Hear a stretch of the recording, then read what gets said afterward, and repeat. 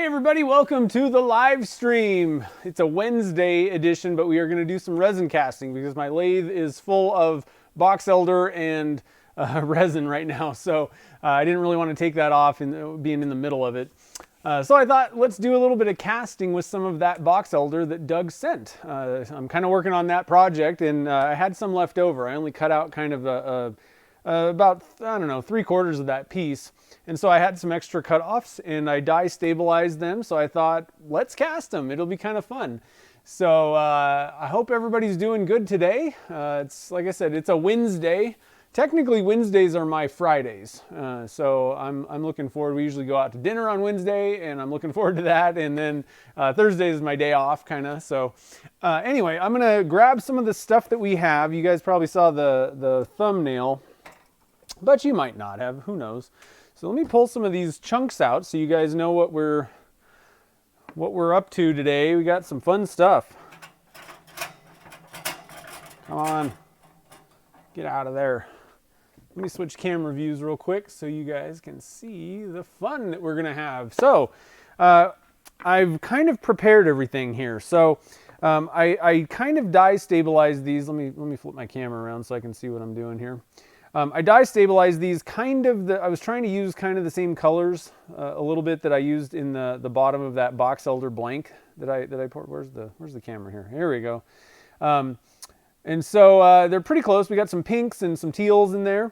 These two chunks, I thought we'd just do some kind of, pen blanks that are like, two opposite ends. So we'll do a 3 blank mold here so we can pick a few colors on that one. And then I thought we'd use some of the Turner's Select, Maker's Select, whatever, the Turner's Warehouse molds. I cut these exactly to the size that we want in there so we can add a little bit of resin in the middle of that one. Got a few more pen blanks, and then we got a big chunk right here. And this one will be pretty fun. And I just made some silicone molds, a couple of them. This is one of them. And so I cut this to fit right in my silicone mold for kind of a handle size blank. So we got 3 pours today and some fun Boxelder chunks. So it should be pretty cool. And you guys know the drill. Whoever super chats gets first dibs on picking colors. So just want to throw that out there. Why not? I think the way that we're going to do this today, we're probably going to pick, let's see here. We can have quite a few colors for this one, so we'll kind of leave that to the end. And I think for the pen blanks, I think what we'll do is we'll do 2 colors on these single guys, kind of make it kind of simple, and then we'll do 3 colors on these guys. All right, so whatever resin goes in the middle. I'm going to toss these guys into the oven again, get them rolling. And actually, so what I'm going to do for this one, I'm just going to actually use some tape and kind of hold these down. Most of them are just slightly proud of the top of this mold. This one, I'm going to need to put something down on there, but we'll just kind of tape these. These ones I need to hot glue. So why don't we do that right now? And then I'll show you some blanks that we made on the patron stream. So hold on real quick. Let me switch to this view. Let's get the hot glue going. Actually, I guess what we're going to have to do here is I'll show you the blanks while the hot glue gun is warming up. This one's not going to really need much. I'm probably just going to tape this one down also. It probably won't move around too much, but you know how it goes. So I got me some tape here. Make sure that I'm on screen. Where are we at? There we go. Okay.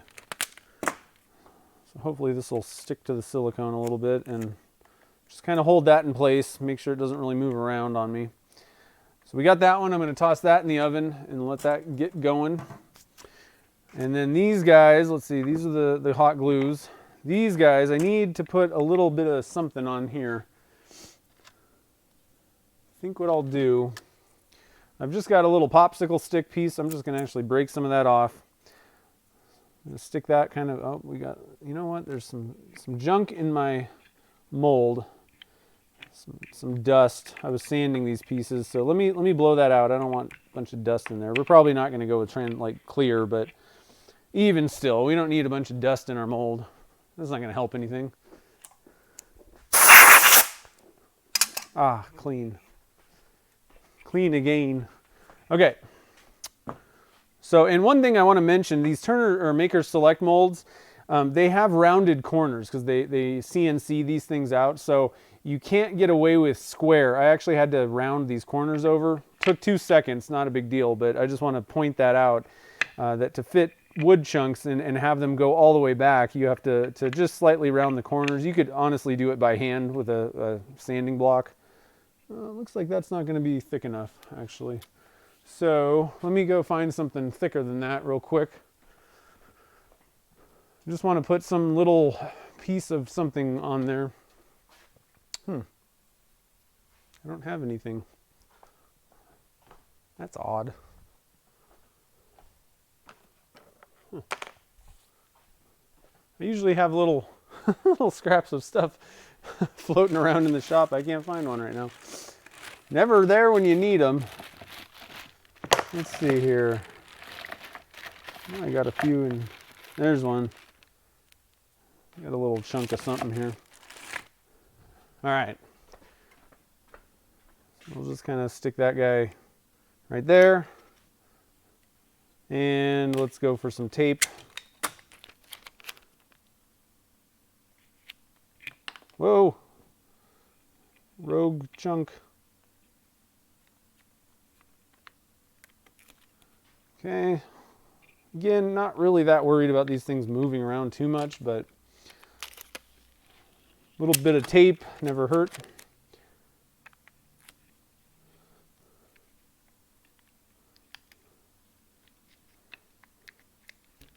All right, toss that in the oven. One's ready to rock. And this is the one that we're gonna hot glue. So I'm still kind of waiting a little bit longer on that hot glue gun. So while we're waiting for this, I'll show you guys what we did. So Stephen Daniels sent in some funky stuff, a big box of crazy, basically. That I don't know. I think I might have shown you. I don't know. I did a post, but he sent all these things. He was making molds of stuff, so kind of like the same idea as the Burl, man-made Burl stuff.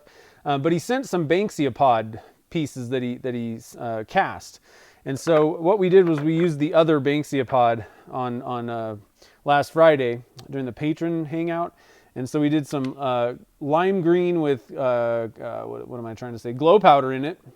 Cut these guys up, and so it filled all those little holes in there.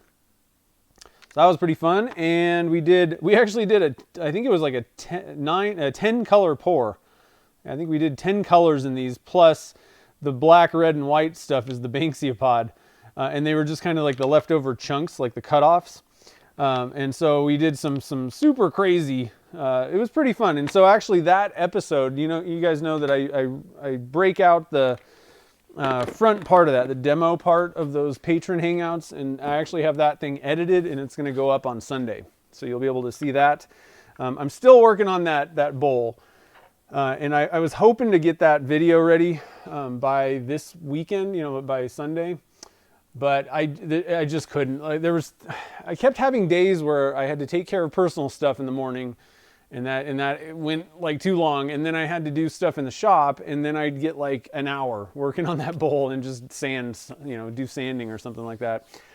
So that thing's halfway done at this point, and I really want to show you guys, but I want to wait. I want to wait for the video. Hopefully I'll get a decent video together. I'm just trying to get as much. It's going to be a long edit because I'm getting quite a bit of footage. I'm talking, so we'll have to see how I end up editing that. But that piece is, man, I'm having fun with it. So a big thank you to Doug for sending that piece of Boxelder.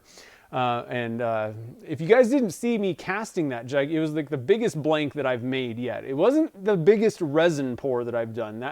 We figured it out, the grapevine sphere. That blank started gigantic. And it was like 4,000 grams of resin. This one was like 3,600, I want to say. But by far, it is the biggest blank because we had a big chunk of Boxelder in there. So here's a link. If you guys didn't see that live stream, I did it for the EasyWood Tools kind of live demo day. Probably most of you guys have seen it, but really fun pour. And that's actually a good, I know a lot of people don't like some of the live stream replays. They don't want to watch the lives replayed. That one's a good one because the front, probably half of it, I kind of went through and I was talking about resin casting and where, who I was, just in case people from, like Carl's channel or some of the other channels involved just kind of came over, didn't know who I was. So I introduced myself and then talked some, gave some like casting tips. And so you can pretty much probably skip to about halfway through that. And the casting of it really didn't take that long, but it all went smooth. You can kind of see a big bucket pour live. So it was pretty good. It was a good live stream. Everything went smooth. So I was happy about that. All right, so I think our hot glue is ready to go here. I'm going to switch views, and then I'm going to stop real quick and kind of check out, see what you guys see, who's here, and see what's going on in the chat there. So we got our hot glue gun, and I'm just going to, I like to put it on the backs, kind of, well, I've been thinking about it. So these are 5 inches long, and realistically, I don't really like having to cut off the ends and make them less than 5 inches. So I'm actually kind of going back on, I used to put it on the ends, but I don't really think I like that. I think I'm going to try and put it on the sides this time, because I don't have a problem cutting that off. I don't know, just thoughts about random stuff. I'm not really losing anything if I end up cutting that stuff off anyway, So just, you're always adjusting and refining things. And this should be enough. I could also put it on the bottom. That wouldn't really affect anything, but sometimes it can be a little bit harder to demold in that case. Trying to kind of go for just enough glue to hold it in place. One thing that I forgot to do was wipe off the edges of this. I think it's okay.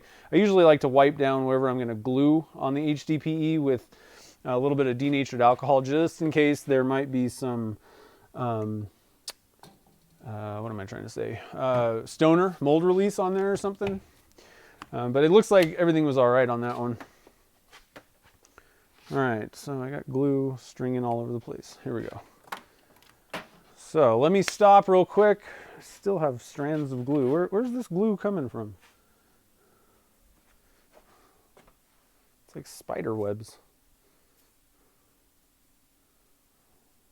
Huh. That's weird. Okay.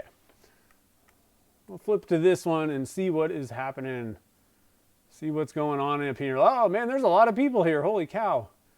When we started, there was like 8 people. Now there's like 47. Wow. Well, I can't say hi to everybody, but I'm just going to kind of sneak through here and see what's going on.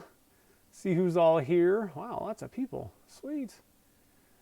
So it should be pretty fun. It looks like we got a couple super chats already. You guys are getting in line. So again, for anybody that's kind of new or just didn't hear me earlier, the super chats will get you in line for picking colors. And there's going to be, let's see here. So I was thinking about, we could do quite a few colors on the kind of bigger one, on the handle blank. And then we're going to do 2 colors on the 3 blank mold. No, 2 colors on the singles, 3 colors on the pen blanks, and then we can do however many we want. So there's at least 5, 6, 7, 8, something like that spots. So just to let you guys know, I'm always trying to figure out how to do this stuff. Paul says purple. Nice. We're not ready yet, but I will remember that. Did pink? Jen wants pink. Nice. Nice. Pink and purple. Actually, I just made a batch of those, the pink and purple crinkle ornament blanks. Those have been pretty popular. I've been restocking those. So we don't have to do that, but I just made some that were like that. Spider pig. Nice. Oh, man. James Garwood's here. Nice. And Art.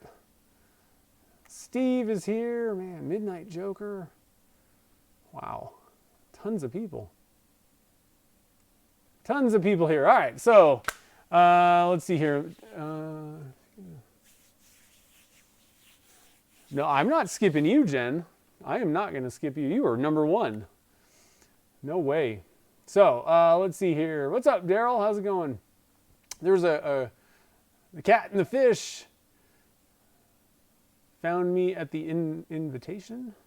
Oh, at the maker thing? Nice. Yeah, I remember you. Yeah. Yeah, I really enjoyed that Easywood Tools demo day. Hopefully we'll be doing more. I kind of mentioned that to Carl. when I was on his stream, and you know, it was just fun. Like I would say the one kind of drawback is usually on like, I think that was on a Saturday. Usually I'm working on that day, so it kind of threw off my work schedule in a sense, because I was trying to kind of, you know, be active on the other streams. But I'll tell you what, I'll give up a day of work to hang out and, and do a live stream day like that. It was awesome. So somebody asked, so I bake, yeah, what I'm doing, this is an oven. I got it set to about 150 Fahrenheit. And what it does is those burl chunks have been kind of just sitting around in the shop. They were in a bag, but if there's any moisture on the surface, it'll flash that off of the burl, and then it heats up the molds. And what ends up happening is the resin is going to get pretty hot. You know, I don't know what temperature it gets to when it's curing, but it's going to heat up. And what ends up happening, especially in square molds like that, the corners kind of end up being rounded with your resin. And what's happening, people think it's like shrinking or something, and it's not really like shrinking. It's not going anywhere. What happens is the resin tends to kind of migrate to the warmest part, which is the center of the mass of the resin. So if you can heat up the mold high enough, it'll kind of let that resin kind of relax. It's not, you know, creeping away from those cold edges. And kind of the same goes, I know that happens with molds, but I'm kind of the same idea, I think. I would imagine that the material also, if it's like super cold, and then the resin's, you know, the resin's probably going to want to not really be, like, lean right up against the wood or whatever you're casting. So that's another reason why, you know, whatever you're casting, I like to just toss it all in the oven, warm it up. Again, that gets rid of any moisture, which can be one of the biggest problems with casting, especially with Alumilite clear. So that's why we do it. Yeah, the Spirocraft anniversary, that's I think the third one that I've done. The first one I was just at home. But last year I think I did a casting thing, and then this year I turned that bottle stopper. Actually, I don't know if I've shown you guys, if you missed it. I did a spin gems, and actually I could probably polish this a little bit better, but I did a spin gems. I've been kind of doing a little bit more testing with that, and made a bottle stopper and kind of did a little hollow dish kind of thing on there. And this is the what do they call it? Cinnamon brown, I want to say. Spin gem, yeah, cinnamon brown spin gems. I had a few of them that Bradley sent out, so I've continued playing with them. What I'm trying to do with the spin gems, while we're on the subject of this, I know that I said that I was going to start stocking the granite. The problem I have is that stuff is so abrasive that I refuse to pour it in a brick and cut them. From my standpoint, there's nothing wrong with it if you're making just a few of them. But if I was going to be producing them, the problem is if I make it, you know, usually when I'm making pen blanks, I make them in a 6 blank mold, and then I cut the blanks out. Well, I probably make 4 cuts on each blank. You know, I square every single blank up, cutting it out of there. The problem with that spin gem stuff is pretty much the first cut, it just ruins your blade. Like it's done, like it's dull. And so like even with a brand new blade, if the first cut that I made would dull it, and like I could barely get through a brick of them. And so what I'm doing is I'm testing some different stuff. I think that you're better off going with, you know, either the like the single blank molds, like these, which I'm thinking about doing that, or just going vertical with them again. And I got these kind of vertical silicone ones, so they'll be easy to demold. And I've been doing some testing to make sure that I can get them. One of the problems that you have is that stuff has so much stuff in it and air that when you pressurize it, the level drops. So pouring them vertically, I just want to make sure that the blank ends up being 5 inches. So I'm still doing a little bit of testing, but I think that I've got everything kind of knocked out with that, and they'll be coming soon. I just need to talk to Bradley and get some of that granite, because I really liked that stuff. So, fridge in the back. Yeah, resin can be kind of temperature. I mean, there's a lot of things where temperatures affect resin. Most resins don't really like cold temperatures.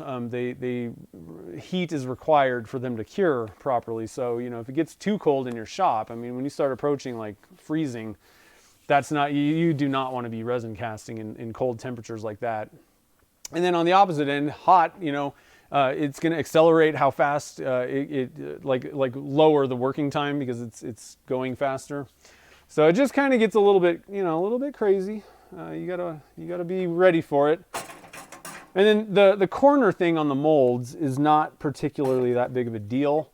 It just kind of, for me, I'd rather not have rounded corner blanks that I'm sending people, that buy them. Doesn't hurt anything. It just,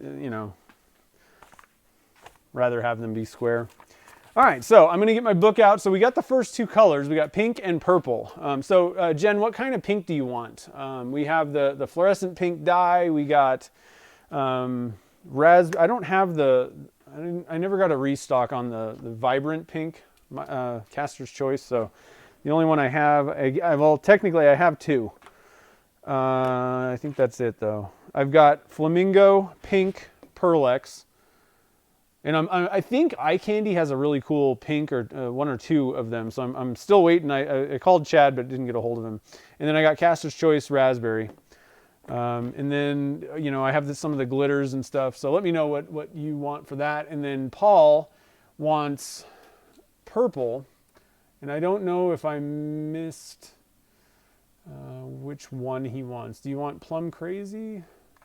Let me know, Paul, which purple. I got a ton of purples. I got Plum Crazy, Midnight Purple, Violet. Those are all the Caster's Choice ones. And then I have Reflex Violet from Pearlex.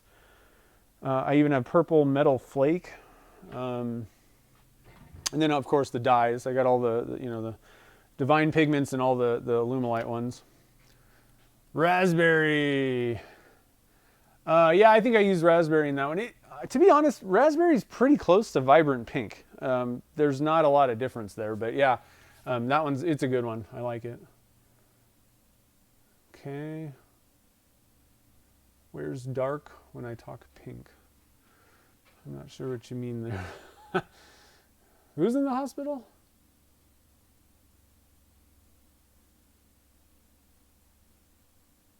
Oh no, Maple Tree's in the hospital. Hopefully you'll get Midnight Purple. That's one of my favorites. I kind of like dark purples. Cool. Ooh, don't have a lot of that. Hopefully I got another one. We got enough for this one, but okay, I got another one. No problem. I did restock that. All right, so we got our two colors. Let me get my little book out here. I'm going to switch to I saw it, Doug. Thanks.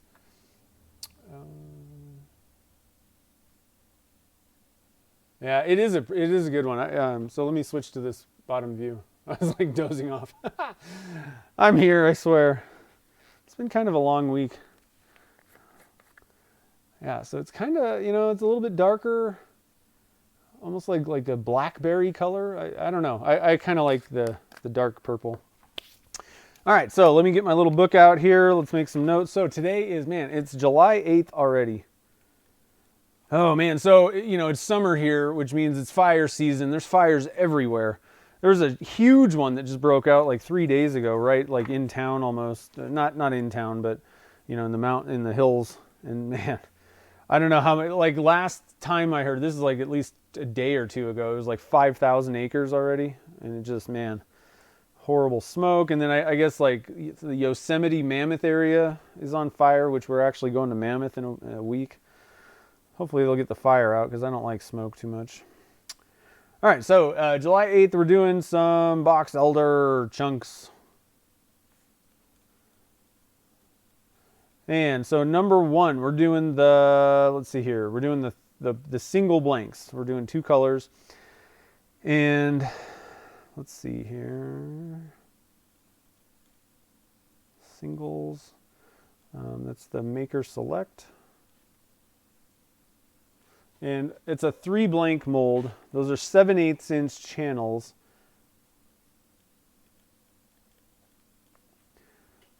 And we'll be using slow set clear. So, I don't know exactly how much resin those things take. I always forget. Maybe 100 grams at the most.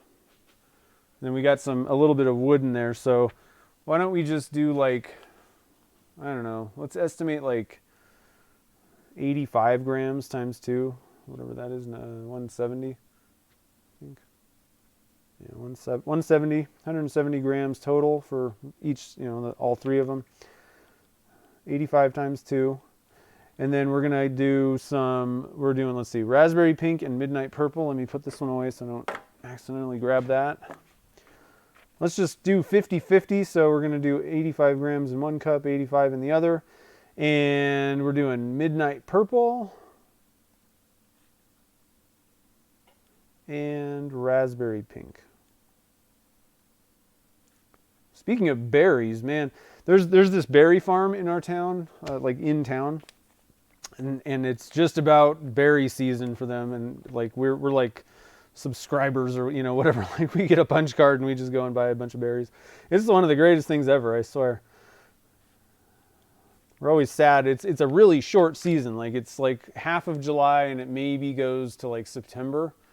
Is the only time that we get it all year. So like we just shove berries in our face the whole time that they have it. So I'm looking forward to that. It's about to start up. So let's see here. We'll go with a good amount. Let's do like, what is that going to be? Let's just do a 1/4 teaspoon of each. That'll definitely be very, very opaque and pearly. All right, so let me get some, I'm almost out of gloves. I'm bummed Costco still hasn't gotten the gloves back. That ought to tell you something. Those gloves are good.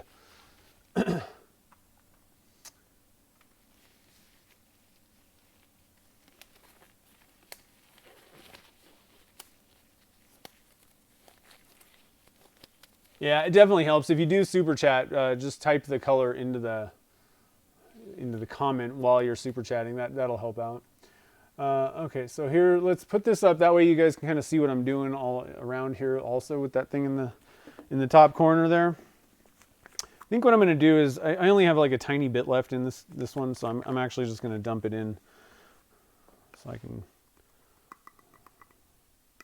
can just move on, You've got to move on. Okay, so that one's done. Get this out of my way. All right, so let's get our little cup here. I'm going to move my little keyboards out of the way. Okay. So 85 times 2.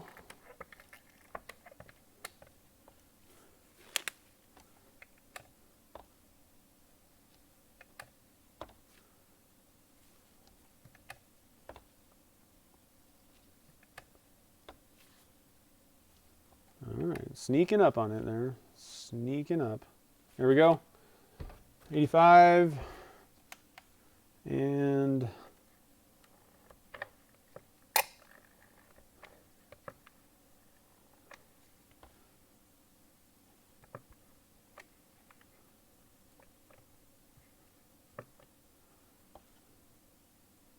oh, I went over 86. So I'm gonna add one more gram of part A to equal this up.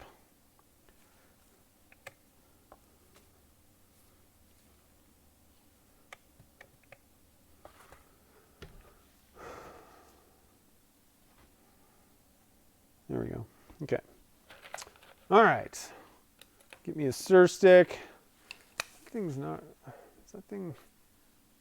I guess that is right there. Doug wants the copper. Make sure that I'm kind of trying a slightly different view this time. Let's try there. How about that? That's good. No, that's not actually.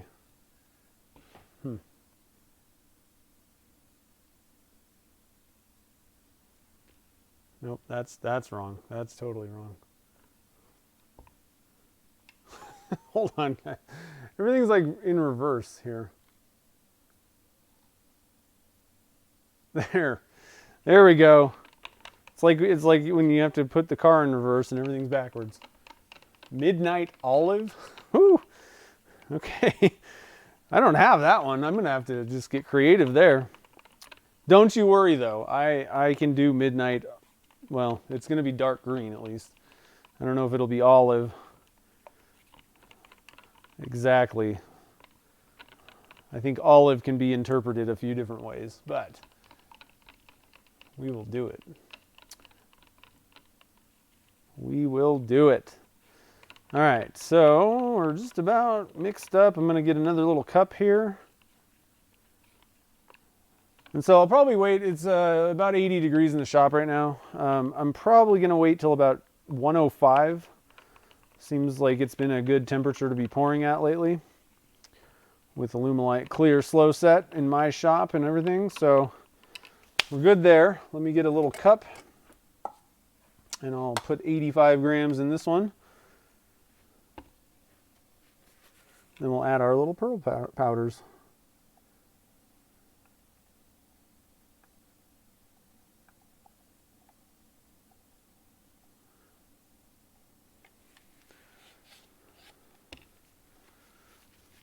Pretty close. It's about 84, but we'll call that good. Drop that in there. One thing that I want to mention, so I'm using wooden popsicle sticks for stir sticks right now, and I don't run into issues. It's not very humid where I'm at. Nevada is extremely dry, so if it gets much above 15% in the shop, that's a humid day. So if you're in a fairly humid area where it's getting up above 50% for sure, you may not want to use wood stir sticks because they can hold moisture, and that could cause problems, especially if you're like in Florida. I would really probably not do that. I would just go with a plastic one.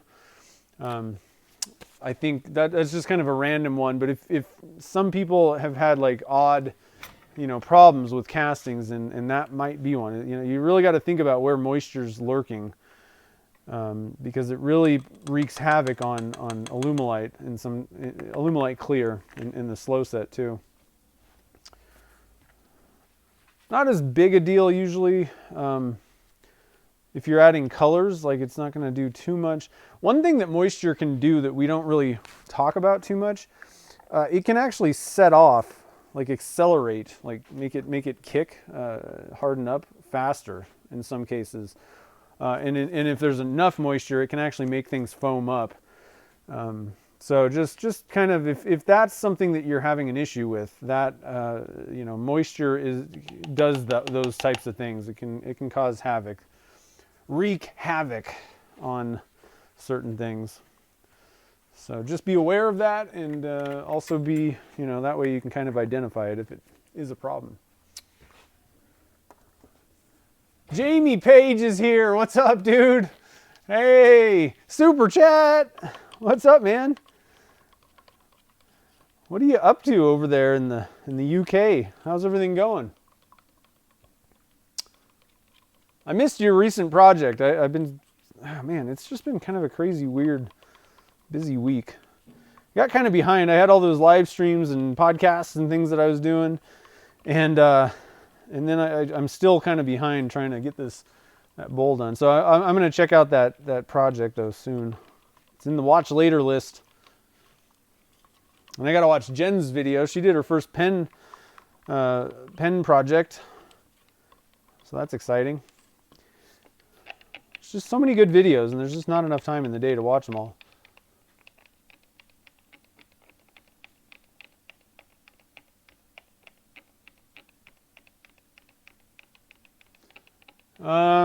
That can happen sometimes, Paul. What I would probably try to do is use a little bit of CA glue and seal the ends. This is obviously the ones that got moisture underneath them. They're kind of done.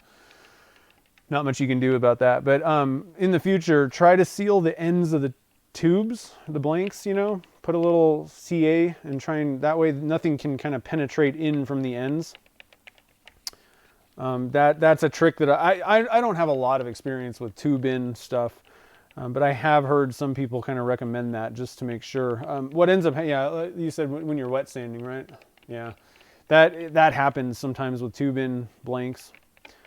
And I think the only thing that I know of, at least, that you can do is just try to seal the ends of the blank after you've barrel trimmed it. Hit it with some CA, let that dry, and it should seal up those ends so that won't happen.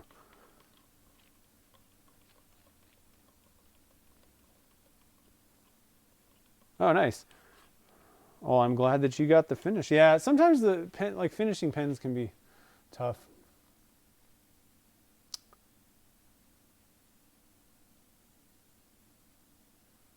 Nice. Yeah, I might try and, well, I don't know what I'm going to do. Depends on what time we get done here, I guess. I might start core. I'm at the point where I've flipped that project, the giant blank, and I've flipped it, and it needs to be started coring the bowl out. So I might drill that. I'm not going to start turning it probably today. Might do that. I don't know. If I don't do that, I don't have a whole lot else to do after the stream. So I'll probably catch up on some YouTube. It's just tough. When I'm at the shop, I feel like I really need to get work done, especially with tomorrow being my day off. I don't know. If not, I'll watch tonight. Yeah. So okay, Ray's got more. He does a lot of those tube in type thing, label blanks and stuff. To be honest, I haven't really had any problems myself with that. So you know that's another thing. I don't do a lot of them. I don't even turn a lot of them, but I really haven't run into that issue myself. I think that, I don't know. I would say that it also can sometimes have something to do with how you square up the ends.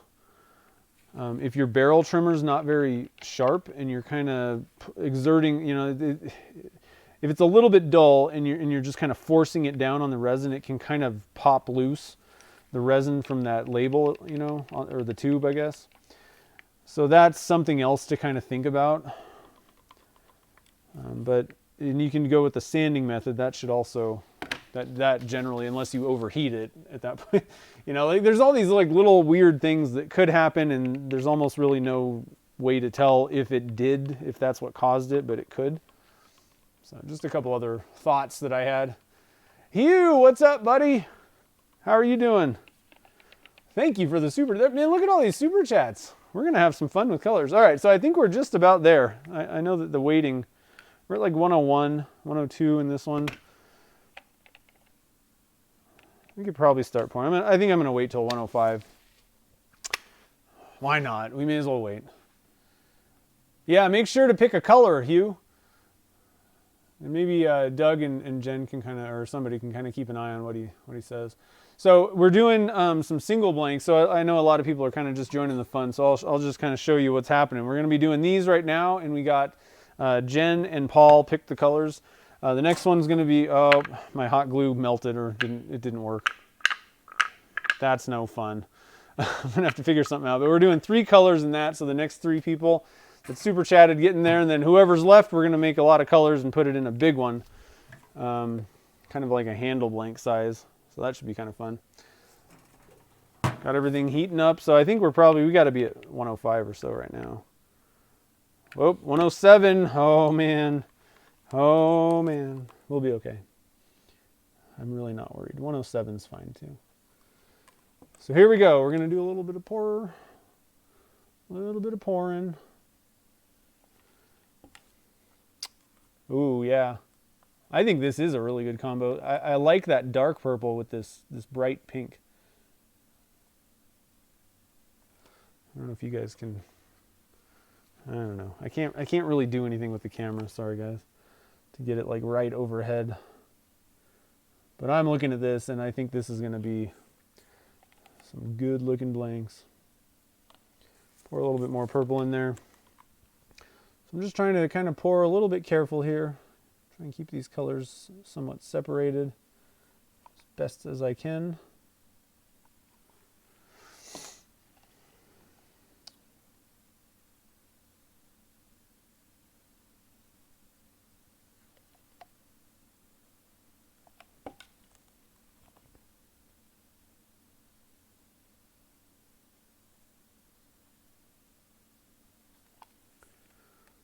Okay.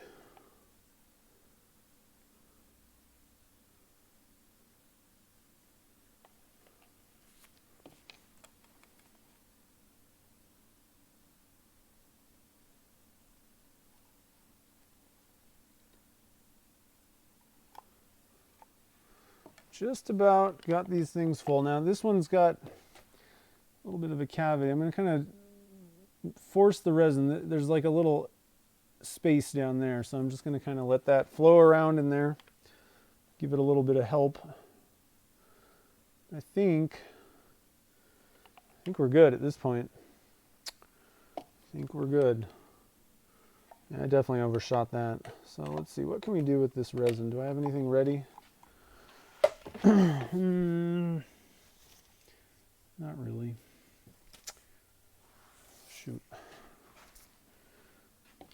Actually, I got an idea. I'm going to go with one of these little cups. I'll just pour it in here.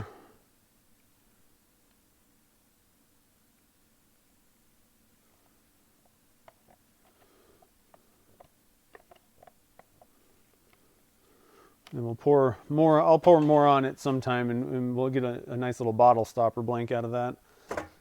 All right, so let's see here. Cracking this thing. What do we got going on? So, yeah, I don't need a rack or anything. I like to put, if it's a silicone mold, I like to make sure that it's on something flat and hard. Because when you pressurize it, it's going to kind of conform to your pressure pot shape. And so especially in like a Harbor Freight pressure pot, you're going to have banana blanks. Absolutely, it's going to be crazy. But even the CA Technologies pots, which look pretty flat, they're still curved.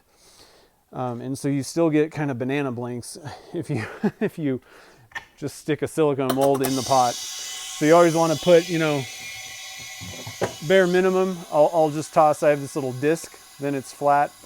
Or you can use these racks, you know, obviously they work really well. So just a little kind of a tip there. All right, so I think those things are going to look pretty cool. Good color choices. It definitely is should match those pieces of wood pretty well. All right, so now let me look real quick here, just to kind of get. So we got Doug wants copper, we want midnight olive, and blood red. That is going to be pretty cool looking.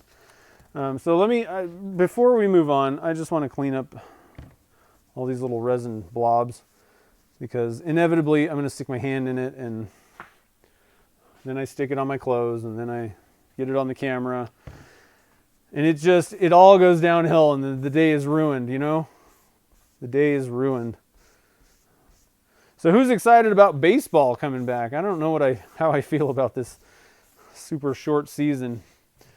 I'm excited to see some games, but at the same time, like, nobody's going to care what happens during this season. Like, you know, are they going to have a World Series? It's just, I don't know. It's kind of like a womp, womp, womp. I don't know. All right, so on this one, we're doing the next three. We're only going to do three. And actually, I got to so these things are moving around in here. That didn't work. Darn it. And I will admit, you know, sticking hot glue in an oven kind of doesn't make sense. Although it's not really like melted. Let me just clean this. I told you I didn't clean it, so let's try that and see what happens. What's this? Whoa, is this a pen part? Where the heck did that come from? Random pen part on the ground. How many years old is that? Jeez. Random pen parts. I really have no clue where that came from. All right, so I got some acetone, and I'm just gonna kind of clean this off. Usually I actually use denatured alcohol, but acetone will clean it off if there was anything on there. And what I'm going to actually do, I want to get this blob of glue off of these things real quick. So I'm going to do that. I'm just going to scrape it off. Mainly, it's kind of in the way.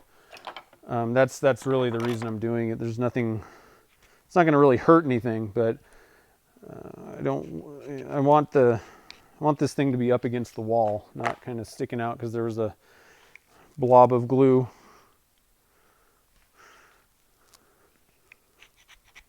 So I'm just scraping it off. I have a little putty knife thing. Getting that off. Okay. Let's try this again. Now I got to heat up the glue gun again. Jeez.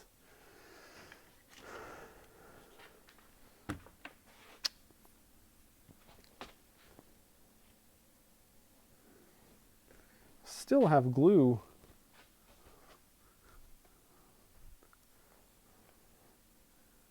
What the heck?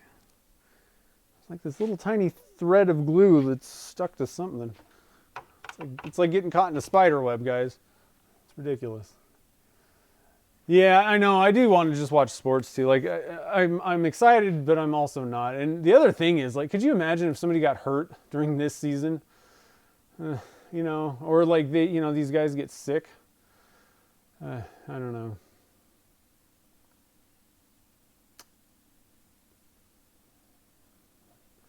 Starting to plan a shop build. Nice. Yak's here. What's up, man? Hey, Richard's here. What's up, dude? What's baseball? You know, it's that real sport other than not cricket. I don't even know how cricket works. It's kind of how I feel. Everybody likes football. I'll say it the way the rest of the world says it. But I'll tell you what, I will not cave on aluminum. It's aluminum.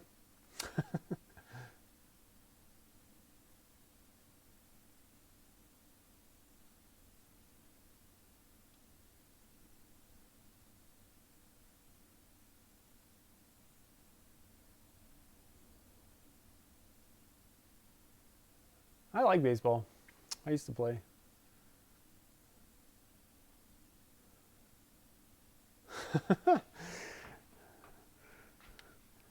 just waiting on the glue gun here, guys. Just waiting on. It's hot enough. It could be a little warmer, but I guess we'll just put it in like this. So hopefully this time these things will stick. Usually it's good enough to just, for, you know, until you, oh, whoops, I did that wrong. Well, that didn't work. I need to put it on this side of the mold. I guess I could, yeah, that's not going to work. I cleaned off that side, so I'm going to have to wipe this off. I don't know how I got that backwards.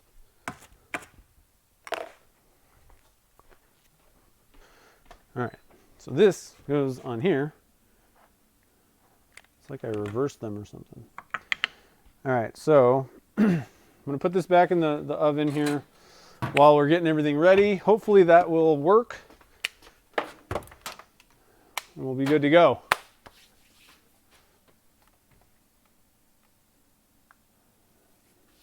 Yeah.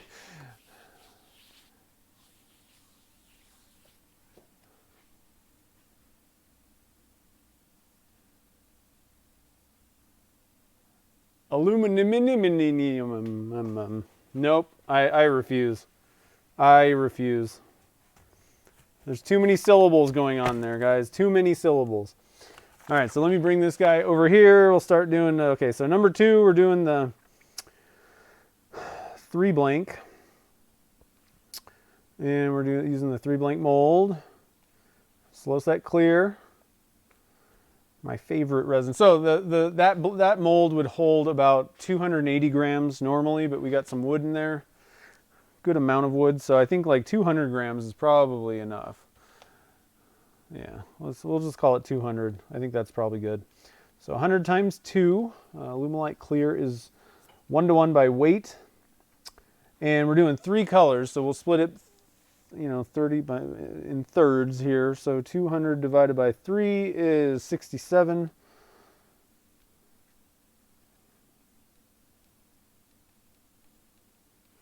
And we had copper. So Doug, do you want the aluminum? Or I mean, the alumilite copper, like the metallic copper, like that one? Or do you want like the antique copper from Caster's Choice? Like something like that. So let me know. And then we got, let's see here. What was the other one? Midnight Olive. Man, making me work today coming up with a midnight olive. So basically, you know, it's going to be a dark green. I think what we're going to do here is we'll use the spruce green, which is pretty dark. just, you know, somewhat dark. It's a lot darker than most of the other green pearl powders. And then let me look at, I just want to look, I'm going to just type in olive green. Let's see if there's midnight olive, if it actually comes up in Google somewhere. If there is such a thing. Midnight, yeah, okay, so midnight green. Yeah, so spruce is close. Spruce is close. What I'm going to do is we can add a little bit of either, you can either add black pearl powder or you could just add a little bit of black dye. Either way you want to go. Hockey's where it's at. Hockey's fun in person. I don't really like watching it on TV because you can never see where the puck is.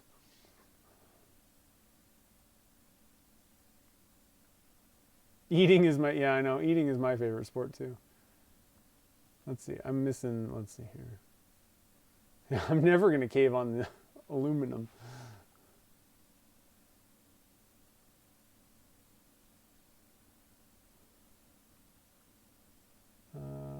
Let's see here. Yeah, Jamie, you're on the last one. We're doing a lot of, like everything that's left is going to be in the big one. We're just doing 3 on this one. Let's see. Did Doug, am I missing it? Sorry, it's tough to keep up and remember where I was. Color Fusion has midnight olive. Well. Oh, so you just want spruce green? I think we should go a little darker than that, personally. If you want like an olive, like a midnight green, I would add a little bit of black. And then we got to figure out, so what was the other one? So we got copper. Hold on, I got to write down notes. I'm getting all over the place, guys. I'm all over the place. We got copper, we got midnight green, and what was the other one? Blood red. That one's an easy one. I got that one down.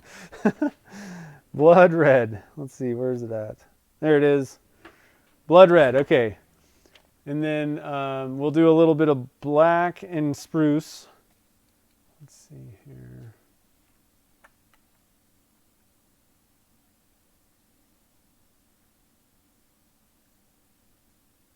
Okay, so Everett's good with a little bit of black in there. So where did Doug go? Is he like, what is he doing? Making videos? Jeez.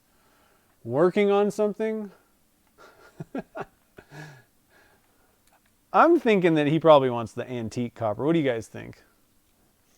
I'm gonna assume that for just this second. If anybody has it. Oh, there it is. Antique. I knew it. I called it.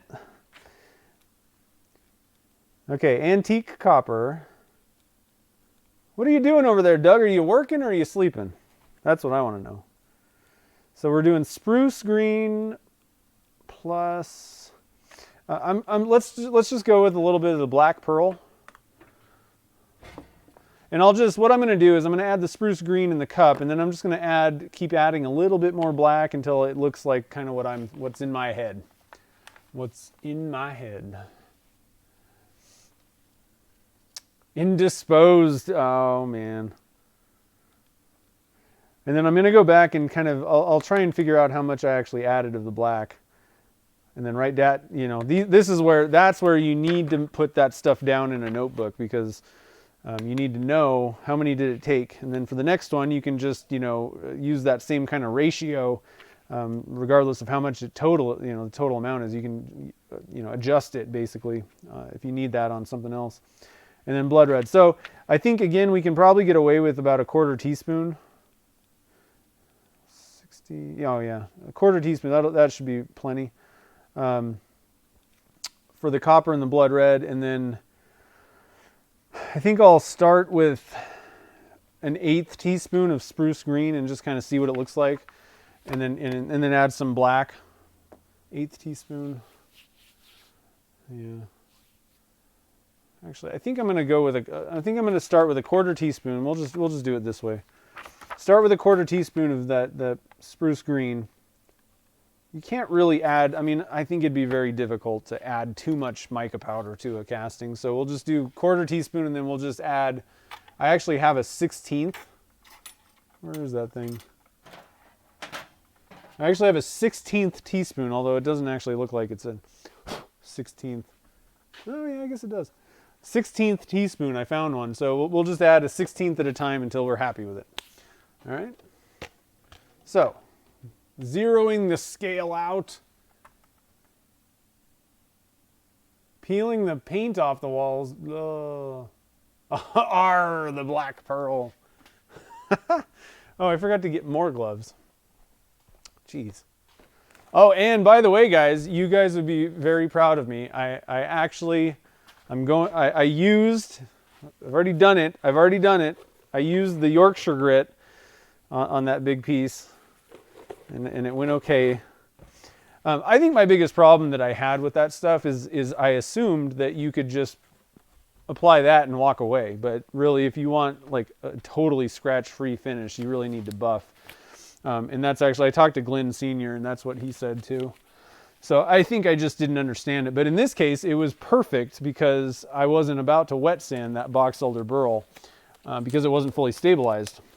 So I actually gave away a secret on that video. I wasn't sure exactly what I wanted to do for the finish. But I'm having fun. We're having fun. All right, so zeroed my cup out. Let's add a little bit of Parday. 100 grams. 99.3. 0.7. There we go, 100. And 100 grams of part B.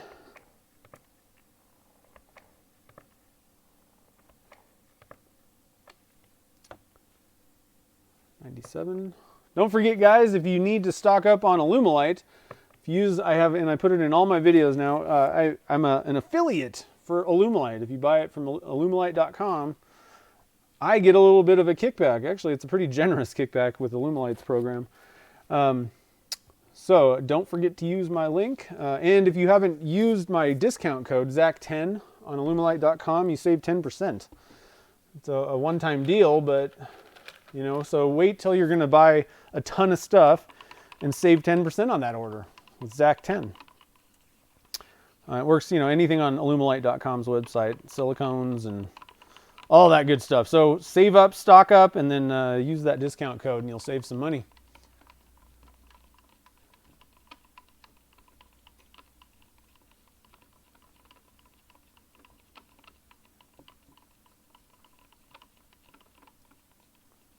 $500,000 teaspoons to fill a barrel. Yeah, I tried it.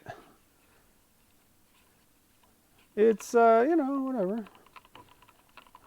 I really like it on wood.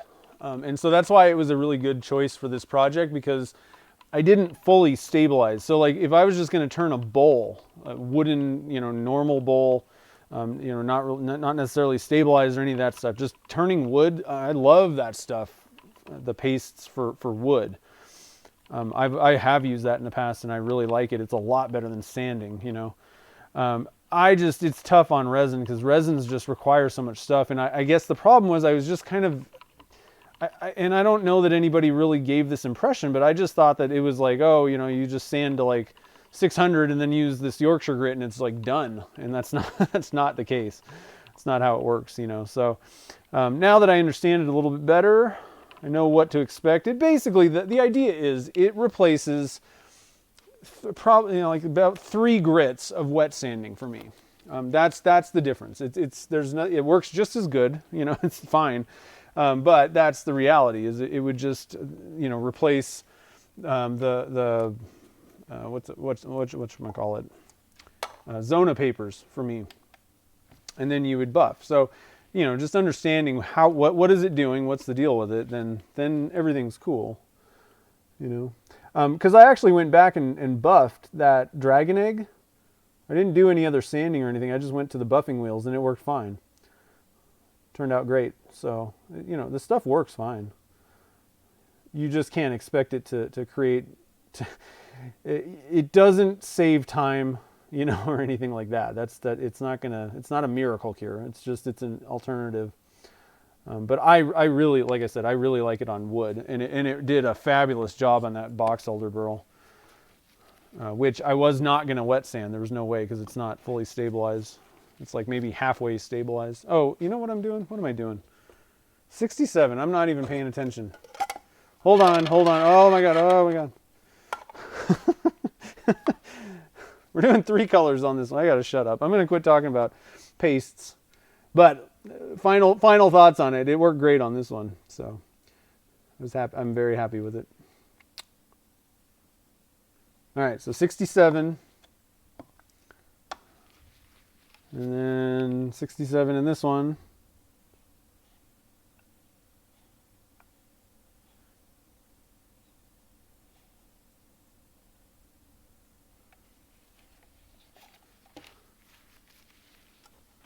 Okay, we got our colors. So a 1/4 teaspoon of blood red. Let's get this rolling here. 1/4 teaspoon of the blood red. Got that nailed down. 1/4 teaspoon of antique copper. And I still haven't talked to Chad. You know, we're still working on the conversion to eye candy for like the same colors.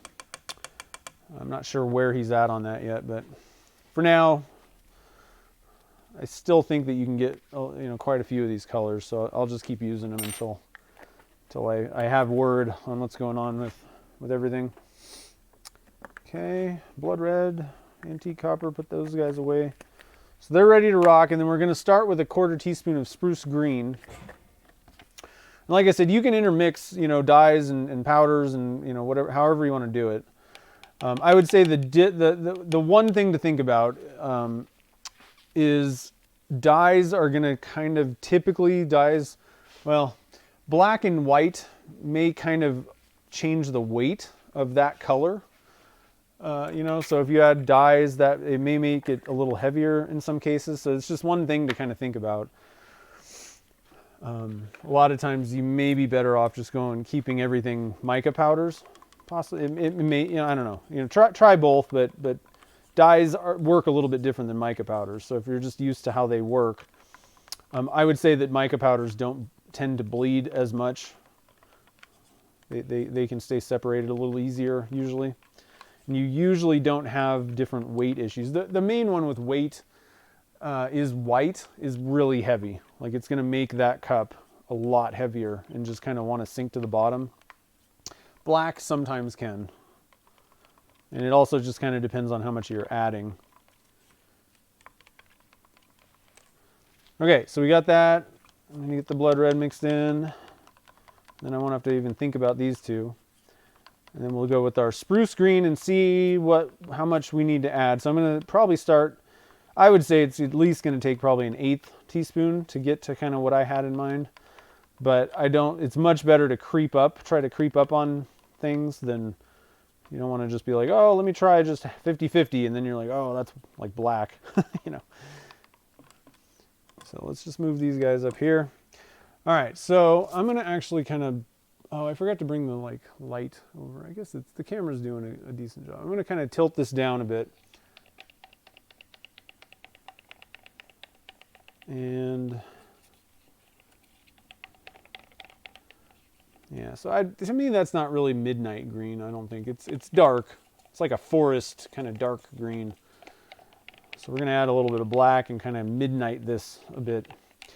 Okay, so we got our black pearl. I'm going to actually put we shouldn't need any more spruce green unless for some reason I totally go way too much black for some reason, but that shouldn't really happen. So I got my little 16th teaspoon. This is some small, it took a while to find a 16th teaspoon. Like nobody does anything with 16th teaspoons of anything, I guess.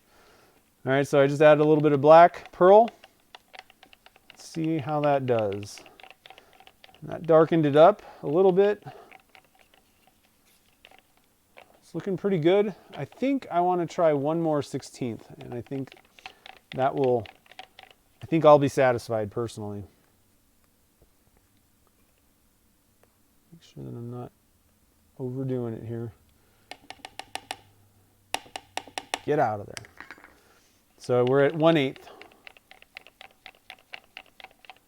Ooh, I'm liking that even more. I don't know, it's kind of on the edge. Like I could maybe do one more.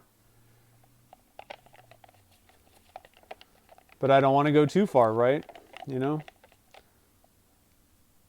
That one's pretty good looking though. I don't know. Should I risk it? Should I tempt fate?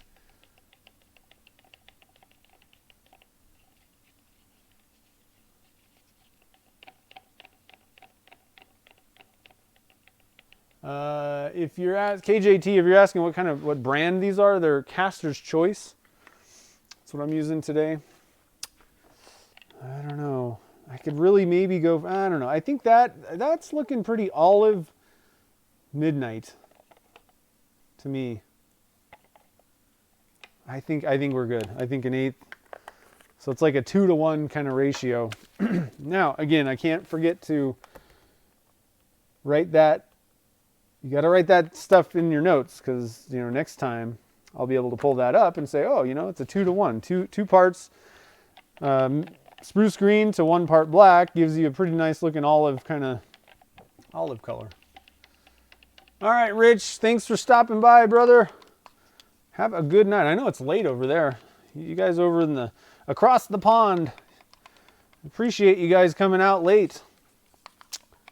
Staying up late, checking out a little bit of resin casting, doing some Dunkin' junk. So I think we're actually probably are pretty close. I've been kind of messing around. Yeah, that's about 107. So we gotta pour, guys. It's time to pour. Quit talking, Zach. Pour some resin. So here we go. We're gonna start with a little bit of a wisp of copper,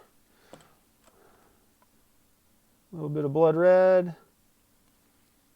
I like to put just a little bit on the bottom. That way there's, you know, each color kind of, it doesn't really even matter, but each color gets on the bottom of the blank. I cut it off anyway. So I guess it doesn't really matter that much.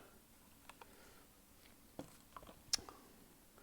think I'll kind of let it roll down a little bit. Roll down. This is the fun part. You can just do whatever you want. Just let it roll. This is a good color combo, I think. I like this green copper red. That's not something I would have necessarily just picked. That's why I like doing these with you guys. I mean, that's one of the, it's really fun for me. Sometimes you know, and a lot of you guys probably know this. You get in your shop and you're like, you know, playing with resin and whatever, but like you can kind of only come up with whatever's in your own head. So it's nice to kind of work on these things together. Get some other perspectives, get some different thoughts, you know?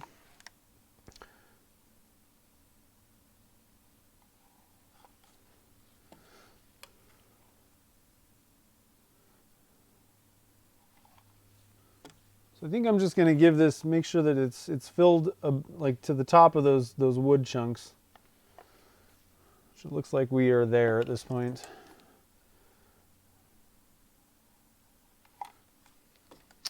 Probably end up cutting most of that off on the top, but whatever. It'll be okay. I'm just going to dump it in here.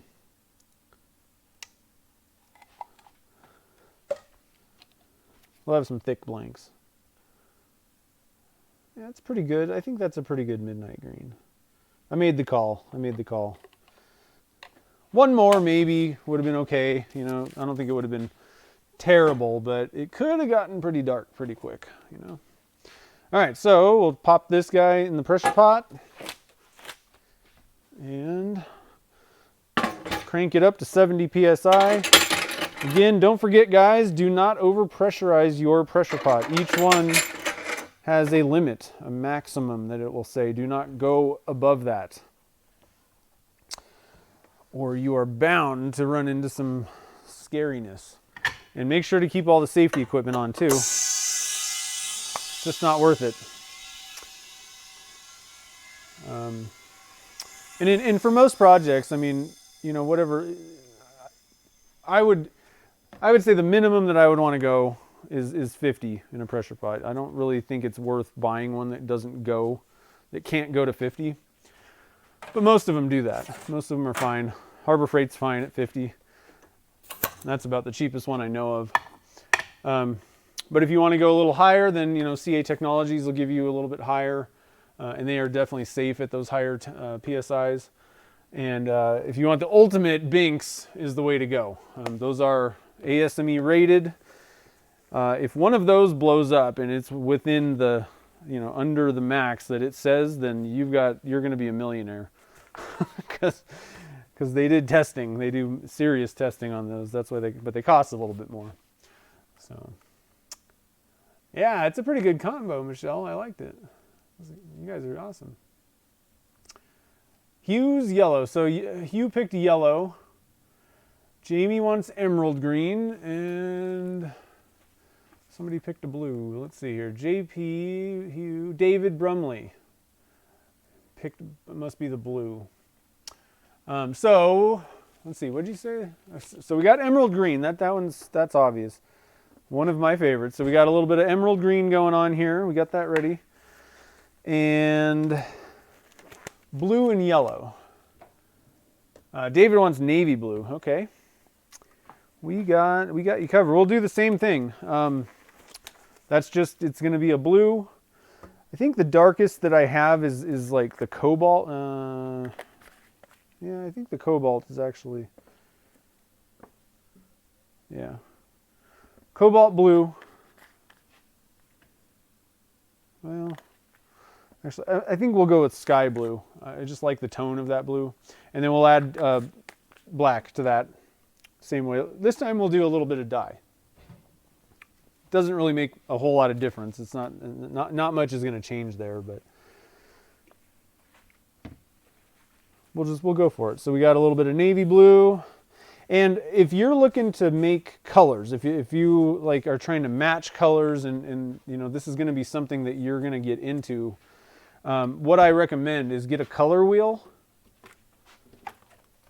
And I think they even have apps and stuff, but I mean, find some way of figuring out, what colors need to go together to get, specific, colors. Now, the simple thing is, if you want it to be brighter, add white. If you want it to be darker, add black. So that kind of gives you just like minor, adjustments.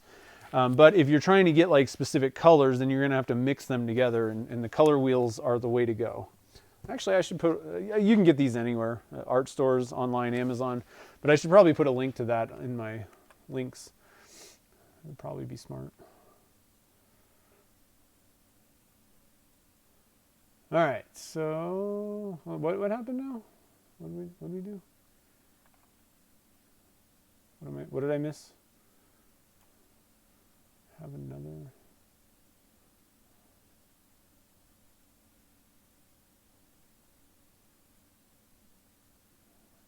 Let's see here. Navy blue, and is Hugh still here? Or is that what Jamie's going to pick another one? Well, I'm confused.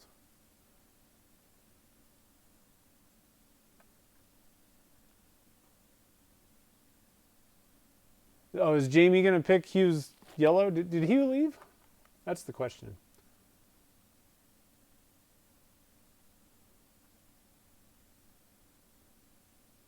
I think he's still here.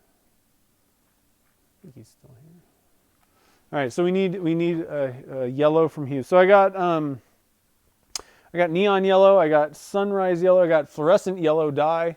Do I have anything else? Another interesting thing that you can do. So I just told you can use white to brighten or lighten and dark black to darken. You can do that with metallics, and it's something that so Illumilite's silver. They had a silver metallic that they don't have, that you can't get anymore.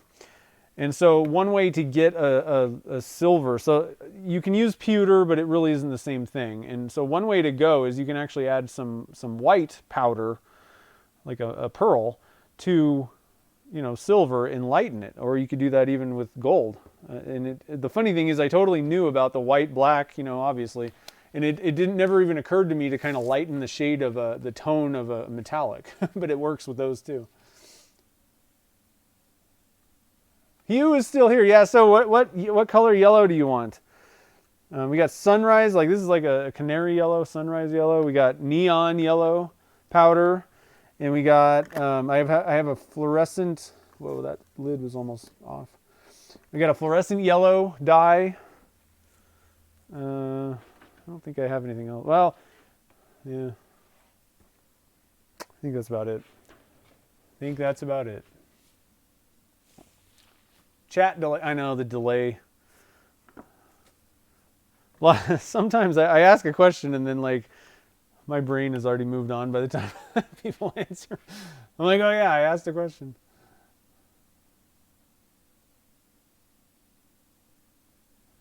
Yeah, it's pretty fun to mix your own colors. You know, and that's one thing. If you have, you know, if you have something in mind but you don't have that, like a lot of people get kind of hung up. They're like, oh, I got to go buy a different mica powder. You know, I got to find one that has midnight blue or green or, you know, whatever. You don't need to. Just grab the pink and grab, if you want a little darker pink, you know, add a little bit. Sometimes you got to be really careful about how much you're adding to adjust. But I think it's one of the funnest parts. Like, you can totally just have at it and make up your own colors. I don't know. Oh, yeah, you can have gold. I will give you gold. We got gold right here. I think Illumidust gold, it's one of, in the Pearl X one, I like them a little bit better than the Caster's Choice usually, so let's go with that. It's a little fuller bodied colors. Okay, so number 3, let's see here. I should have started this on the other one. I'm going to come over here. See, this is the problem. This is why I like to clean off resin. Because I think I didn't, and I got resin all over this side. Boxelder, continued. 7, 8. Okay, so number 3. Okay, and so just to make sure everybody understands what is going on here. So we got this one. This is what we're doing, is a handle blank. And we're going to do a little bit of green, blue, and gold. That's a good combo too. Wouldn't have picked these 3 colors, probably offhand. All right, so we're doing the 2. I'm calling it 2-inch silicone, and that's a new mold that I made.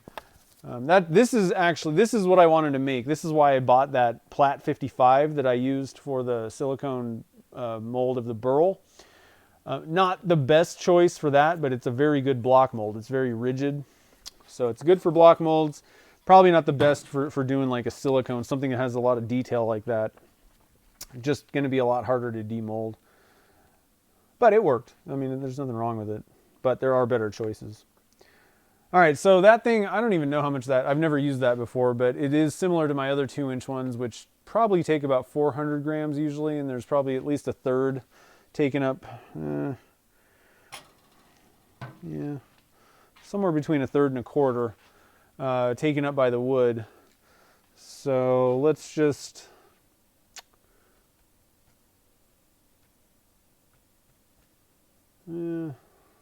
I'm just going to mix up 300 and see where we go. And then we got 3 colors. So we got emerald green and let's see here, 300. Yeah, so 100 each. No, yeah. Too much maths. Emerald green and navy blue and gold.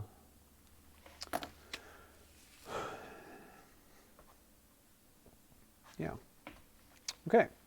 So I think that we can get away with probably the same thing. 1/4 teaspoon. This is going to be a thicker blank. We're not going for, I mean, you could cut it into pen blanks, but I'm assuming that it's going to be bottle stoppers or a handle or something. So you don't necessarily need as much. So we're just going to go with a 1/4 teaspoon of each. For the midnight blue, we're going to do the same exact thing. 1/4 teaspoon of sky blue. And then I'm just going to keep adding a drop of black dye until I get there, and then record that in the notebook. So let me get my, let's see here, 300 grams. So zeroing out the scale. I'll leave my pen ready to go.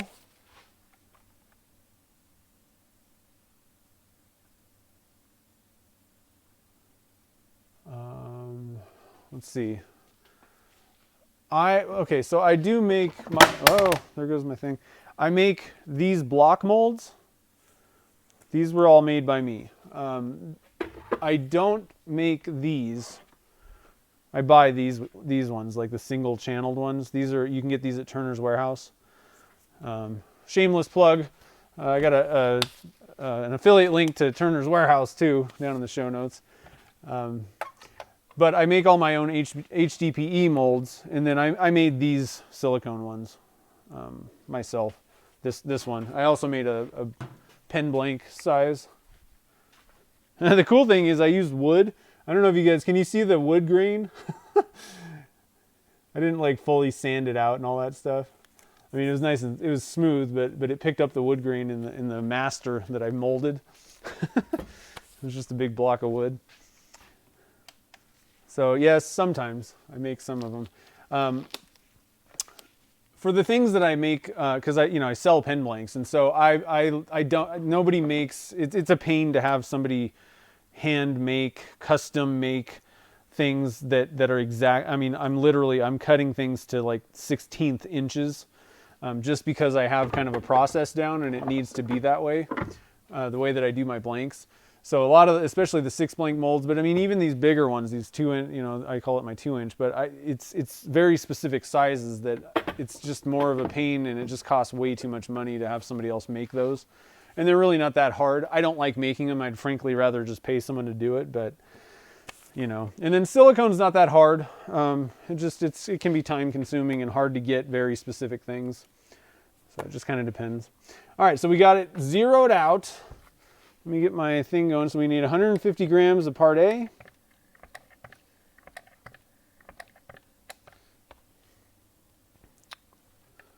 I need a drink. What time is it? 4:30. Whew. 150. One more. One more. Oh, one more. Wow, it still isn't there. I'm doing terrible. 150, and zero that out.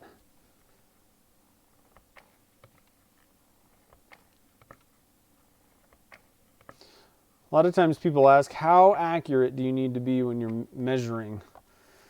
And the short answer is be as accurate as possible.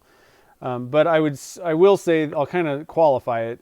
If you're mixing up a tiny amount of resin, like this little, like if you're mixing 20 grams of resin total, like you need to be extremely accurate. Like it's got to be dead on. If you're mixing 3,000 grams of resin, there's a little bit of wiggle room there. But I always say, regardless, it's better to be just accurate on that mixing, so that there's no question that you measured out the amount right. If you just kind of eyeballed it and it was kind of close and you ran into a problem, I mean, technically it could have been the cause of it. But try to eliminate as many things that could cause a problem. That way, when you're diagnosing a problem, that list of things that could have done it is very short, and you should be able to, correct the issues faster that way. I mean, that kind of goes with anything in life, really. But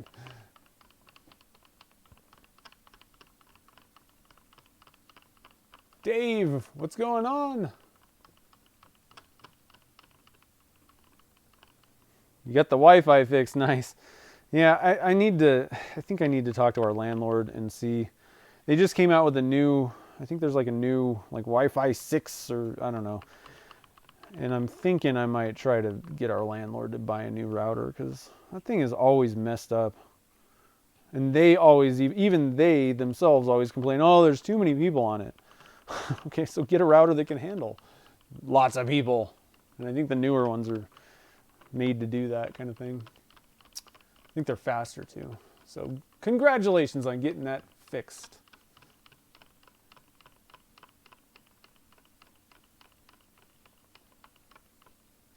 Yeah, it is kind of like baking. And I mean, the thing is, like, I'm also forced to tell, like, realistically, I will adjust things. And sometimes I may not be dead on every single thing. But the big thing is, people, I have to watch what I say, because I can kind of say things to people that have been casting for a while, and they'll be like, oh, you know, like I could tell you that, you know, you can be a little bit off, you know, or whatever. But a lot of times, you know, beginners don't really understand exactly what that really means, in what context, and when does that apply. So, you know, and realistically, the right answer is be as accurate as possible. But, you know, once you get kind of used to it, you'll know, you know, you'll know what you can kind of get away with a lot of times too, though. But I recommend, and I try to be as accurate as possible whenever possible. Part of that reason is, again, because of the diagnosing problems. For me, I sell pen blanks, and when somebody contacts me, which is very infrequent, but if somebody contacts me and says that they had a problem with my blank, you know, if I'm not being totally accurate with my pours, or if the temperature is pretty cold in the shop, or like any number of things, if I'm not doing things exactly the same every single time, then it causes a problem. And I don't know if, you know, the person maybe needs to know, you know, like maybe they don't know exactly certain things about turning, you know, resin blanks. Is it them, or, you know, that they need to just understand certain things, or is the blank messed up?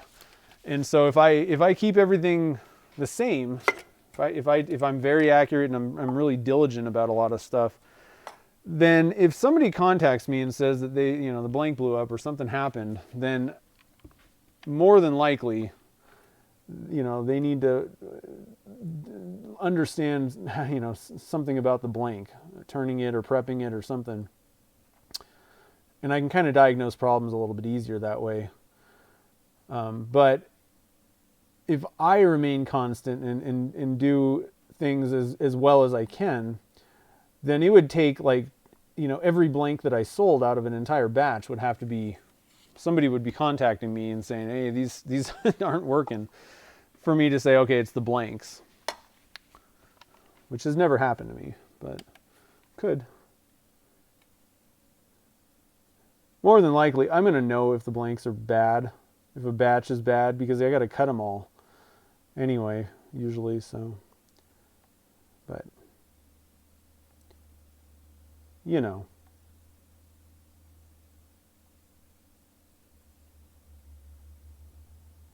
All right, so we got 100 grams in each one of these guys.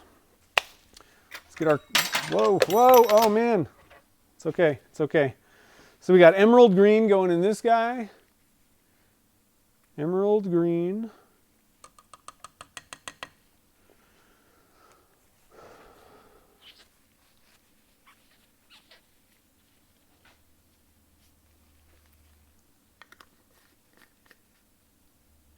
Wait, what happened? Oh, Steve. What did Steve want? Sorry, I missed it. I'm seeing it. What did you want? I don't see a color associated with that.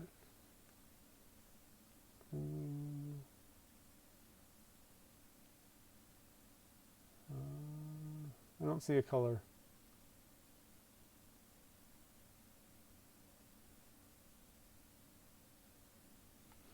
I can still do it if you want a color.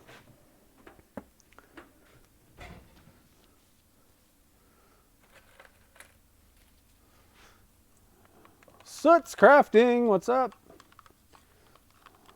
Not much I could have done about the green. So we got emerald green, but I can get another cup and pour some off for a fourth color if you want. I think I have enough time. It's a whole new mold of colors.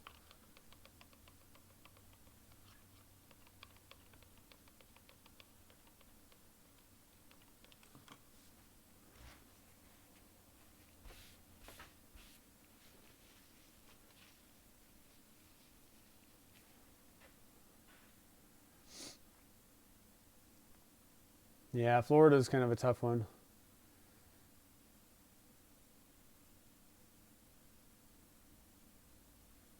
No, you get one color. Killing me. black and half bright orange. You got to pick one color, and you got to do it quick because this resin's setting up at this point.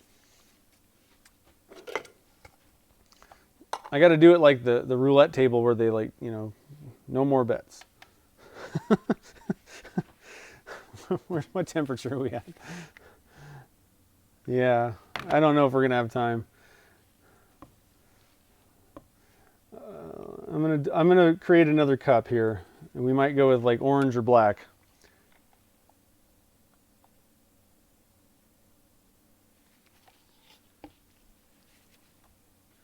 Okay, so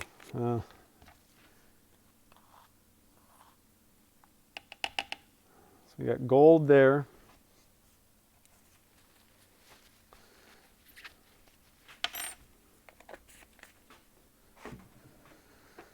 And yeah, I should not have done that.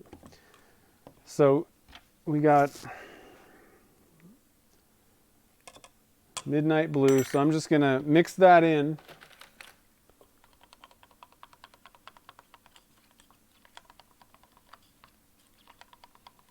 And then I'm just gonna add a little bit of black. You wanna shake up your black. I do keep some CA glues in the fridge, not all of them. So I just put a drop, and that's how I'm going to do this, is just kind of, we're going for like a navy. It's pretty close. I think one more drop. So you really don't need a lot of dye to make a pretty big difference in your colors. Actually, I think we can go one more.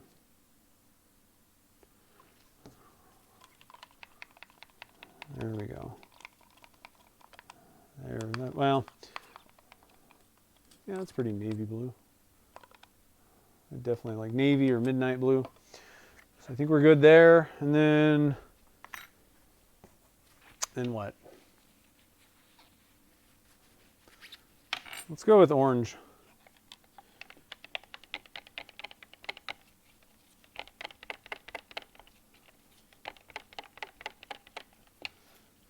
Okay.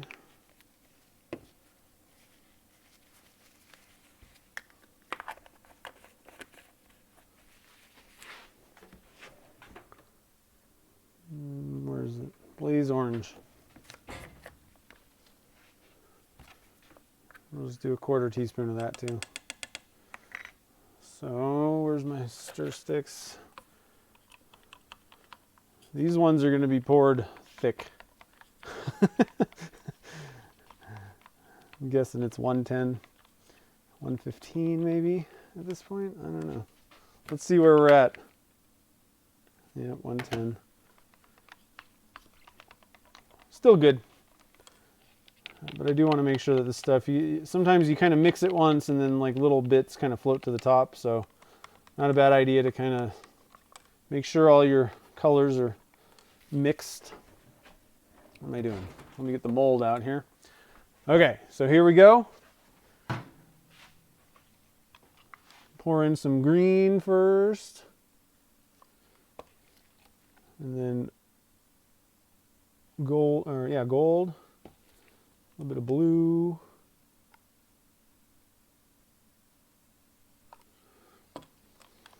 And orange.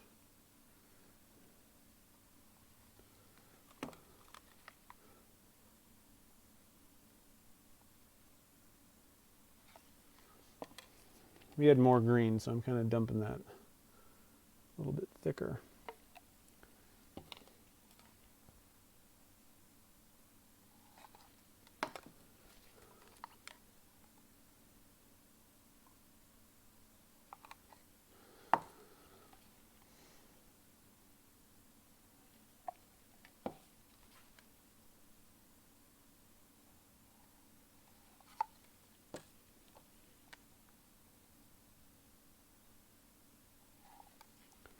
Shoot, hopefully I made enough resin. Seems like it's going to be a little bit low, possibly. Although I don't need to fill this mold, technically either. Yeah, this was about right, I think. I think we're good.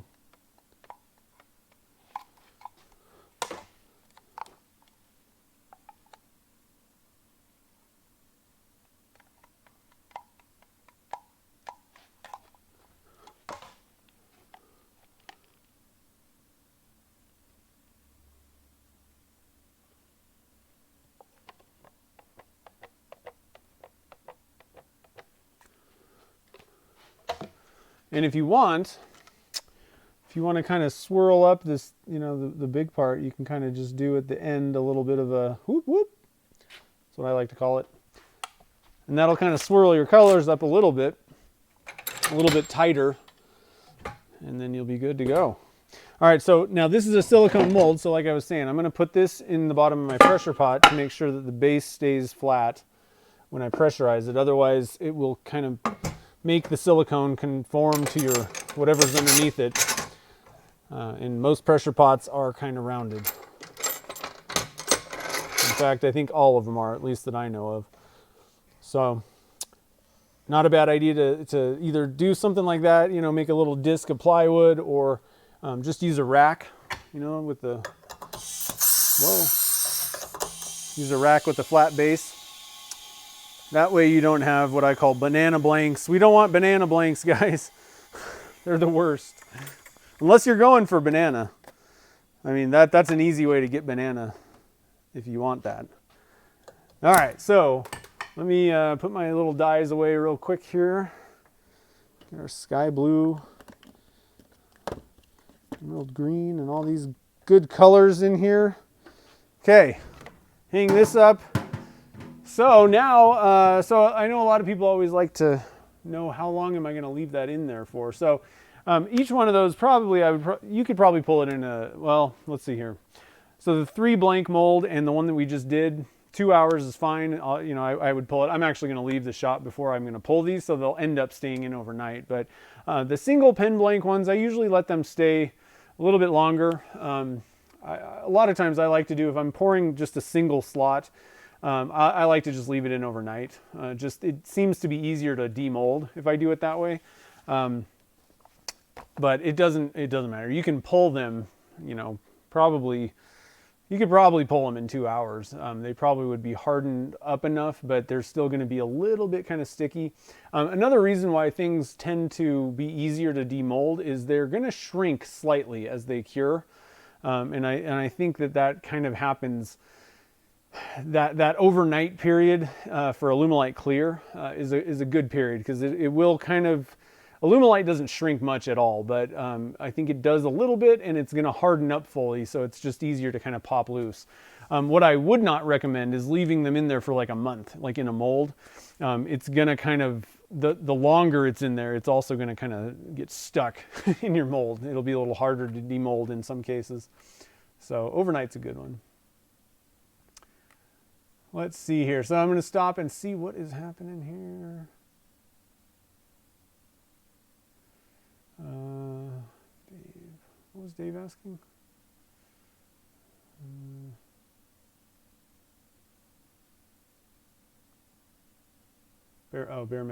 Barometric pressure. Yeah, definitely. I don't know if it really affects that in that case, but the other thing is elevation can kind of change some of that stuff, I think, too. At least I know in like vacuum stabilizing, I can only reach, like if you're at sea level, and I don't know if this has to do with barometric pressure, but it's more like atmospheric pressure, I think. But if you're at sea level, you should be able to get to like 29.35 inches of mercury or something like that. But being in Nevada, our elevation is almost 5,000 feet. We can only get to like 25 point something. So that's something interesting. If you're in a higher elevation and you're wondering why you can't get to like the 29 inches of mercury thing, you just can't. It won't happen. The air's thinner up here. So yeah, I'm in Nevada, kind of up by Tahoe, Reno, Tahoe area.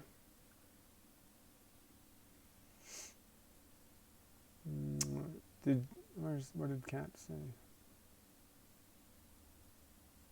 Area 51. Yeah, actually, well, that's down by Vegas. I used to live in Vegas for a while. I went to UNLV for college. And so I lived there for about 10 or 15 years, 10 or 12, something like that. And actually, I've actually been to Area 51. We actually went to the gates one time when we were driving. And it's kind of crazy because Nevada is this huge state. It's gigantic, and there's literally nothing. There's Vegas, and then there's like the Reno kind of Carson City, Tahoe area. and they're at opposite ends, and then there's really not a whole lot of anything else in the entire state. There's like pretty small towns here and there along the way. And so it's kind of crazy because in the middle of Nevada is the Nevada test site where they did the atomic testing and all kinds of different stuff. So like this big chunk, there's only 2 roads and you have to go around the test site. You have to pick one of 2 highways. And so the one, most people go on this one on it's called 95, Interstate 95 or Highway 95, whatever. But there's this other one that goes kind of on the other side of the test site, and it goes by Rachel, Nevada, which is kind of the entrance to Area 51. And that one is called the extraterrestrial. There's literally a highway sign that says extraterrestrial highway and has little UFOs on it. It's like a state sign. They made it. And it's pretty nuts. Actually, if you want an interesting story, one time, couple interesting stories, it got kind of boring just taking 95, so I would go that extraterrestrial highway sometimes when I would go home for like breaks at school.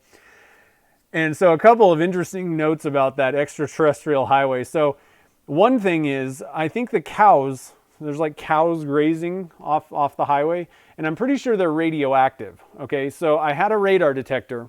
And there is literally there is so few people on that extraterrestrial highway that like if you see a car, you like wave to each other. Like it's almost weird. And so I would just peg it out when I was, I'm in college, I'm younger, and I would just go as fast as my truck would go when I was on that because there's no cops, there's no people, there's no nothing. However, I did have a radar detector in my truck, and I noticed that it would start going off, and then there was no cop or anything, and I'd keep driving. And then it finally dawned on me that every time it would go off, and you know how radar detectors work, they're like dee, dee, dee, dee, dee, dee, dee. It's kind of like a metal detector. I would notice that I would pass a cow, and it would be like every time I passed a cow that was really close to me on the highway, it would set my radar detector off. And so like I think the cows are radioactive out there, number one, so don't eat extraterrestrial beef. And then number 2, one time when I was driving down like I said, that side of it, and that's, I'd say closer to where like the atomic testing happened is on that side. One day I'm driving along and I look over into the test site and there's literally a mushroom cloud. Like, I don't know if it was like a nuclear bomb or like there was a mushroom cloud going off, and I'm like, I'm probably radiated, and I'm tucking my other head down into my shirt here. So, so it's kind of fun living in Nevada. We got some weird stuff here. And then one time we actually drove out to the gate, like the entrance. A lot of you guys have probably seen the entrance, and there's like, oh, we will kill you if you drive past this point. And it was kind of crazy. It was kind of, scary. They're not joking around. We got to that point, and there was, like you can see the like white Jeep Cherokees, like, and I don't know if he was like looking at me at binoculars or like he had a gun pointed at me. So it's kind of nuts. Anyway, so there's a couple of fun fables and stories at the end of the stream. Thanks for sticking around and listening. So yeah, I think somebody was asking, when am I going to do these? I'll post pics. I might actually even fire up the stream. No, actually I can't. I forgot. This isn't Friday. So I won't be, I'm not actually coming to the shop tomorrow. So I won't post pictures until Friday, actually. Okay. So be looking on Instagram. I may, yeah, I'm not going to wait until the live stream on Friday to demold them, but I'll post, excuse me, I'll post some pictures on Instagram Friday when I demold them. That's kind of a bummer. I didn't think about that, but it'll be okay. I may stop by on the way doing errands tomorrow and demold these, but probably won't post pics until Friday. So another big thank you to Doug for providing the wood that we used today. So Doug sent me a big chunk of Boxelder Burl, and I made the base of that giant blank that I'm turning right now, the bowl. And then all these were little like leftover cut-ups that I dye stabilized. These ones are fully stabilized. The one in that big blank was not. I just let it soak up some dye or some cactus juice dyed. So these should be pretty fun. I can't wait to see how they turn out. Thank you guys for all the super chats, helping support the show. And so I'm pretty excited. Good color choices as always. And I think these things are going to turn out pretty cool. So be looking for some pics on Friday. And then we'll be live streaming again on Friday, and we will be doing the box of fun junk that Stephen Daniels sent. So for anybody that didn't hear earlier, so Stephen Daniels, he made molds, silicone molds of things. This was a lotus pod that he molded, and so these are resin cast pieces. He made a Banksia pod, and that's actually what we cast on the patron thing. Some shark vertebrae, some gator jaw, and this one's like the abalone mix he put in there. So lots of different fun stuff. These are like giraffe print kind of deals. And he actually even did pine cones. Frankly, I don't have no clue how he even demolded these out of a silicone mold.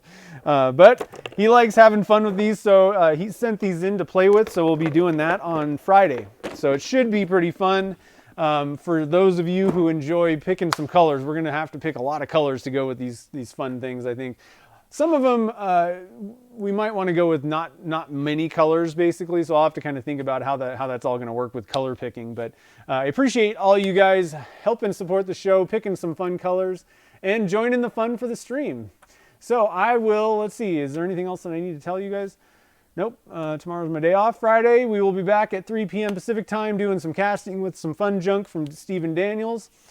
So I guess have a great evening tonight, guys. Thanks for joining the fun, and I will see you all on Friday.